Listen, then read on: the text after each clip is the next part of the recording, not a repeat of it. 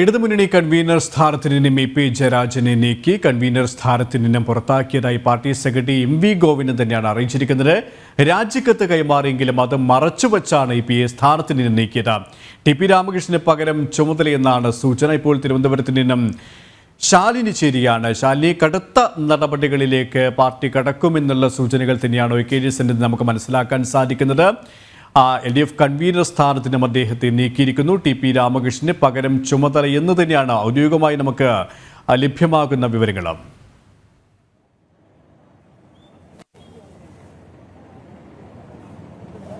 സുരേഷ്, കണ്ണൂരിൽ E P ജയരാജന്റെ വാക്കുകൾക്കാണ് രാഷ്ട്രീയ കേരളം ഉറ്റുനോക്കുന്നതെങ്കിൽ തിരുവനന്തപുരത്ത് സെക്രട്ടേറിയറ്റിൽ CPM സെക്രട്ടേറിയറ്റ് ചേരുകയാണ്. സംസ്ഥാന സമിതി യോഗമാണ് ഇപ്പോൾ ചേർന്നുകൊണ്ടിരിക്കുന്നത്. ആ സംസ്ഥാന സമിതി യോഗത്തിന് ശേഷം ഔദ്യോഗികമായ ഒരു പ്രതികരണം AKG സെന്ററിൽ നിന്ന് വരാനായി കാതോർക്കുകയാണ് രാഷ്ട്രീയ കേരളം. എം വി ഗോവിന്ദൻ അടക്കമുള്ളവരുടെ ാണ് മാധ്യമങ്ങൾ കാത്തു നിൽക്കുകയും ചെയ്തിട്ടുള്ളത്. ഒരു പക്ഷേ സുരേഷ് സൂചിപ്പിച്ചതുപോലെ തന്നെയാണ് രാഷ്ട്രീയ കേരളം ഉറ്റുനോക്കുന്ന ചില നിമിഷങ്ങളിലൂടെയാണ് കടന്നു പോകുന്നത് എന്നുള്ളതാണ്. പ്രത്യേകിച്ച് ഇ പി ജയരാജൻ LDFന്റെ കൺവീനർ സ്ഥാനത്ത് നിന്ന് ഇ പി ജയരാജനെ മാറ്റിക്കൊണ്ടുള്ള ഔദ്യോഗികമായിട്ടുള്ള അറിയിപ്പ് പാർട്ടി ഇന്ന് തന്നെ പുറത്തുവിടുമോ, അതോ ഏതെങ്കിലും തരത്തിലുള്ള മറ്റു പ്രതികരണത്തിലൂടെ ആയിരിക്കുമോ ആ ഔദ്യോഗിക തീരുമാനം പുറത്തേക്ക് വരിക എന്നുള്ളത് മാത്രമാണ് അറിയേണ്ടത്. ഒരു പക്ഷേ എം വി ഗോവിന്ദന്റെ ഒരു വാർത്താക്കുറിപ്പ് അല്ലെങ്കിൽ വൈകിട്ട് അദ്ദേഹം മാധ്യമങ്ങളെ അഭിസംബോധന ചെയ്യാനുള്ള സാധ്യത, ഇത് രണ്ടുമാണ് നിലവിൽ തെളിയുന്നത്. എന്തായാലും സംസ്ഥാന സമിതി യോഗം ഇപ്പോഴും AKG സെന്ററിൽ തുടർന്നുകൊണ്ടിരിക്കുകയാണ്. മുഖ്യമന്ത്രി പിണറായി വിജയൻ അടക്കമുള്ളവർ ഈ യോഗത്തിൽ പങ്കെടുക്കുകയും ചെയ്യുന്നുണ്ട്. എന്തായാലും പാർട്ടിക്ക് അതീതനായി അല്ലെങ്കിൽ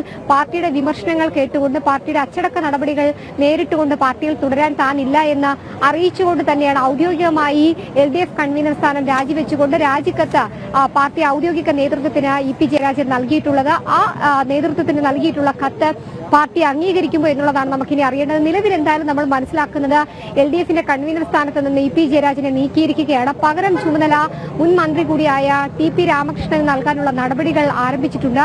സംസ്ഥാന സമിതി ആ വിഷയങ്ങളടക്കം ചർച്ച ചെയ്യുന്നുണ്ട് എന്നുള്ളതാണ് നമുക്ക് പാർട്ടി വൃത്തങ്ങൾ വ്യക്തമാക്കുന്നത്. ഇനി ഔദ്യോഗികമായ അച്ചടക്ക നടപടി ഇ പി ജയരാജനെ നേരിടേണ്ടി വന്നെങ്കിൽ ആ നേരിടേണ്ടി വരുന്ന നടപടികൾ സ്വീകരിക്കേണ്ടത് കേന്ദ്ര കമ്മിറ്റിയാണ്. പ്രത്യേകിച്ച് അദ്ദേഹം കേന്ദ്ര കമ്മിറ്റി അംഗമാണ്, സംസ്ഥാന സമിതി അംഗമാണ്. സ്വാഭാവികമായും കേന്ദ്രത്തിന്റെ ഭാഗത്തു നിന്നുള്ളൊരു നടപടിയിലേക്കായിരിക്കും കൂടുതൽ കടക്കാൻ പോവുക.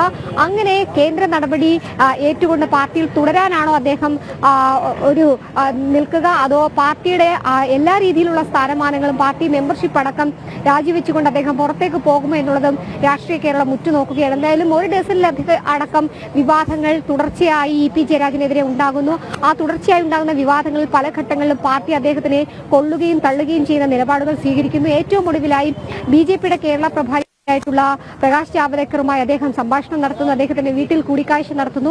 അതൊരു സൗഹൃദ സംഭാഷണം എന്നുള്ള രീതിയിൽ മാത്രം അദ്ദേഹം ഒതുക്കുമ്പോൾ അതിനെ രാഷ്ട്രീയ ആരോപണമാക്കി അല്ലെങ്കിൽ രാഷ്ട്രീയ കൂടിക്കാഴ്ചയാക്കി മാറ്റിക്കൊണ്ട് ഇ പിക്ക് മേൽ വലിയ രീതിയിലുള്ള സമ്മർദ്ദം ചെലുത്താനാണ് പാർട്ടി തയ്യാറാകുകയും ചെയ്തത്.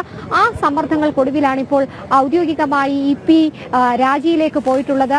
ഒരുപക്ഷെ കണ്ണൂർ മാത്രമല്ല കേരളത്തിലടക്കം പാർട്ടിയുടെ ഒരു അവസാന വാക്കായി പല ഘട്ടങ്ങളിലും പാർട്ടി പ്രതിരോധത്തിലാകുമ്പോൾ പാർട്ടിയെ ചേർത്ത് പിടിച്ച ഒരു കരുത്തനായ നേതാവ്, ആ നേതാവാണ് പാർട്ടിയിൽ നിന്നടക്കം പാർട്ടിയുടെ ഉന്നത സ്ഥാനങ്ങളിൽ നിന്നടക്കം മാറുന്നത്, അദ്ദേഹത്തിനെ മാറ്റുന്നത്, നീക്കുന്നത്.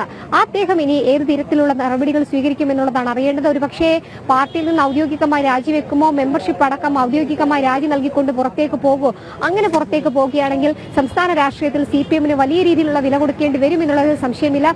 തുടക്കം മുതൽ ഈ ഒരു രാജിയുടെ സൂചനകൾ പുറത്തേക്ക് വന്നപ്പോൾ മുതൽ തന്നെ ഇ പി ജയരാജനെ അനുനയിപ്പിക്കാൻ അനുരഞ്ജന ചർച്ചകൾ തുടക്കം മുതൽ നടന്നിരുന്നു. പക്ഷേ ആ അനുരഞ്ജന ചർച്ചകൾക്കൊന്നും പിടികൊടുത്തില്ല ഇ പി ജയരാജൻ എന്നുള്ളതാണ് നമുക്ക് ഈ മണിക്കൂറിൽ മനസ്സിലാക്കാൻ സാധിക്കുന്നത്. എന്തായാലും രാജി പാർട്ടി ഔദ്യോഗികമായി അംഗീകരിക്കുന്നു, ആ സ്ഥാനങ്ങളിൽ നിന്ന് അദ്ദേഹത്തിനെ മാറ്റുന്നു. ഇന്നത്തെ സംസ്ഥാന സമിതിയിൽ പുതിയ കൺവീനറെ തീരുമാനിച്ചുകൊണ്ട് ഔദ്യോഗികമായിട്ടുള്ള തീരുമാനവും പാർട്ടി.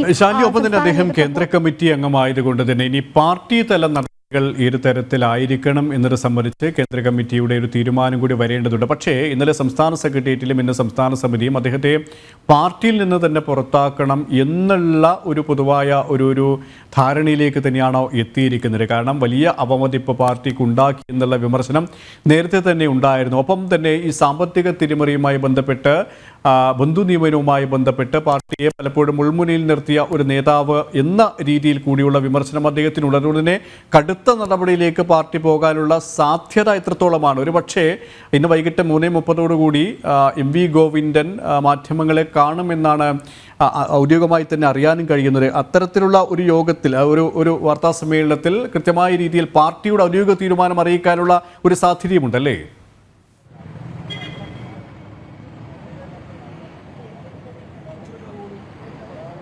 സുരേഷ്, തീർച്ചയായും അങ്ങനെ തന്നെയാണ്. ഔദ്യോഗികമായി സംസ്ഥാന സെക്രട്ടറി MV ഗോവിന്ദൻ മാധ്യമങ്ങളെ കാണുകയാണെങ്കിൽ ഈ വിഷയത്തിലടക്കം പ്രതികരിക്കുമെന്നുള്ളതിൽ സംശയമില്ല. എന്തായാലും നിലവിലെ രാഷ്ട്രീയ സാഹചര്യത്തിൽ മുകേഷ് അടക്കമുള്ളവരുടെ രാജി ആവശ്യപ്പെട്ടുകൊണ്ടുള്ള ആ പ്രതിഷേധം സംസ്ഥാന വ്യാപകമായി നടക്കുകയാണ്. ആ പ്രതിഷേധത്തിൽ നിന്ന് രക്ഷപ്പെടാൻ, അല്ലെങ്കിൽ ആ ഒരു രാജിയിൽ നിന്ന് രക്ഷപ്പെടാനുള്ള ഒരു വിഷയമാറ്റം, അല്ലെങ്കിൽ ആ ഒരു മാറ്റം മാത്രമായി നമുക്ക് ഈ സംഭവത്തെ കാണണമോ, അതോ കേരള രാഷ്ട്രീയത്തിലും CPM രാഷ്ട്രീയത്തിലും വലിയ രീതിയിലുള്ള പൊട്ടിത്തെറിയിലേക്ക് കാര്യങ്ങൾ പോകുകയാണോ എന്നുള്ളത് ഇന്ന് ഔദ്യോഗികമായി തന്നെ നമുക്ക് അറിയാൻ സാധിക്കും. എന്നാലും സംസ്ഥാന സമിതി യോഗം ചേരുകയാണ്. ഈ സംസ്ഥാന സമിതിയിൽ കാര്യമായി തന്നെ EP ജയരാജന്റെ വിഷയം ചർച്ച ചെയ്യുന്നുണ്ട് എന്നുള്ളതാണ് നമ്മൾ മനസ്സിലാക്കുന്നത്.